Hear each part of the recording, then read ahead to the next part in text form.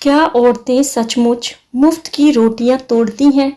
आइए जानते हैं इस कहानी के द्वारा। एक गृहिणी जो रोजाना की तरह आज फिर ईश्वर का नाम लेकर उठी थी, किचन में आई और चूल्हे पर चाय का पानी चढ़ाया। फिर बच्चों को नींद से जगाया ताकि वे स्कूल के लिए तैयार हो सकें। कुछ ही पलों में वो अपने सास ससुर को चाय देकर आई। फिर बच्चों का नाश्ता तैयार किया और इस बीच उसने बच्चों को ड्रेस भी पहनाई। फिर बच्चों को नाश्ता कराया। पति के लिए दोपहर का टिफिन बनाना भी जरूरी था। इस बीच स्कूल का रिक्शा आ गया और वो बच्चों को रिक्शा तक छोड़ने चली गई।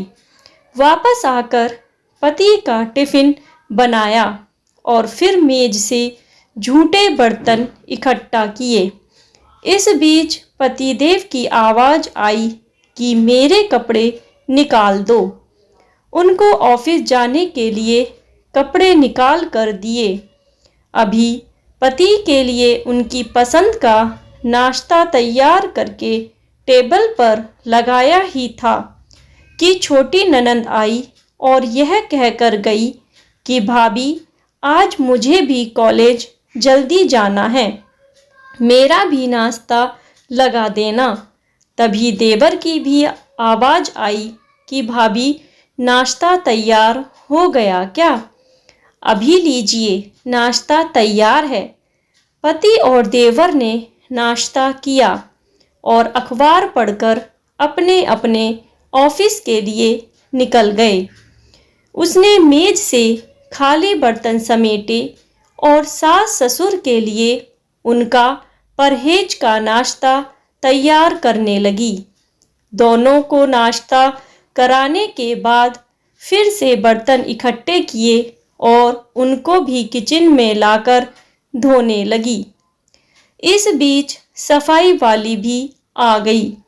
उसने बर्तन का काम सफाई वाली को सौंपकर खुद बेड की चादरें वगैरह इकट्ठा करने पहुंच गई और फिर सफाई वाली के साथ मिलकर सफाई में जुट गई।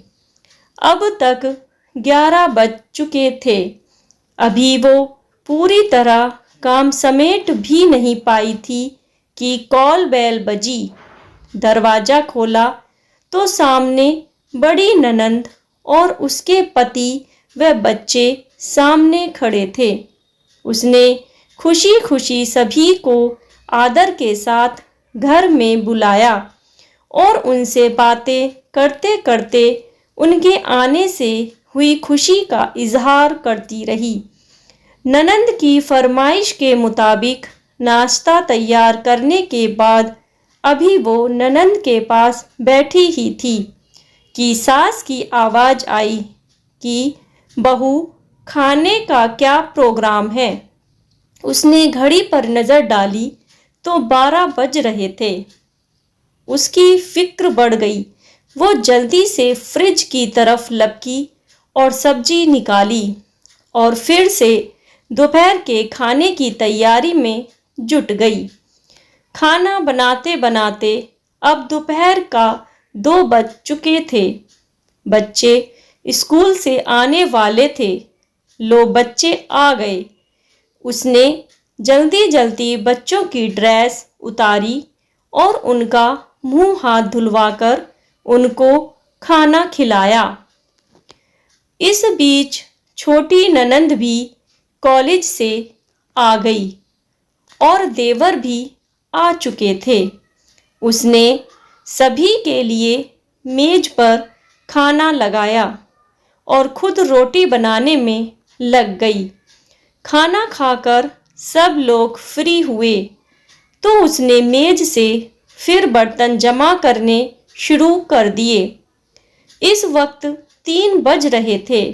अब उसको खुद को भी भूख का एहसास होने लगा। उसने हॉट पॉट देखा तो उसमें कोई रोटी नहीं बची थी। उसने फिर से किचन की ओर रुख किया। तभी पतिदेव घर में दाखिल होते हुए बोले कि आज देर हो गई, भूख बहुत लगी है, जल्दी से खाना लगा दो। उसने जल्दी जल्दी पति के लिए खाना बनाया और मेज पर खाना लगाकर पति को किचन से गर्म रोटी बनाकर ला कर देने लगी। अब तक 4 बज चुके थे। अभी वो खाना खिला ही रही थी कि पति देव ने कहा कि आ जाओ, तुम भी खा लो। उसने हैरत से पति की तरफ देखा तो उसे ख्याल आया कि आज मैंने सुबह से कुछ खाया ही नहीं। इस ख्याल के आते ही वो पति के साथ खाना खाने बैठ गई। अभी पहला निवाला उसने मुंह में डाला ही था कि आंख से आंसू निकल आए। पतिदेव ने उसके आंसू देखे तो फौरन पूछा कि तुम क्यों रो रही हो। वो खामोश रही और सोचने लगी कि इन्हें कैसे बताऊं कि ससुराल में कितनी मेहनत के बाद ये रोटी का निवाला नसीब होता है और लोग इसे मुफ्त की रोटी कहते हैं। पति के बार बार पूछने पर उसने सिर्फ इतना कहा कि कुछ नहीं, बस ऐसे ही आंसू आ गए। पति मुस्कुराए और बोले कि तुम औरतें भी बड़ी बेवकूफ़ होती हो, बिना वजह रोना शुरू कर देती हो। सच तो यह है कि औरतें आदमियों से ज़्यादा काम करती हैं, पूरा घर संभालती हैं, बच्चों को संभालती हैं और हमेशा सब घर वालों के खाना खाने के बाद ही खाना खाती हैं। इसलिए सभी औरतों को सलाम है।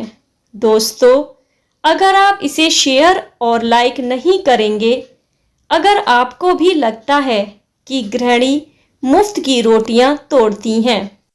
दोस्तों, आशा करती हूँ कि आपको यह कहानी पसंद आई होगी, तो प्लीज़ कहानी को लाइक और अगर आप चैनल पर नए हैं तो चैनल को ज़रूर सब्सक्राइब करें। धन्यवाद।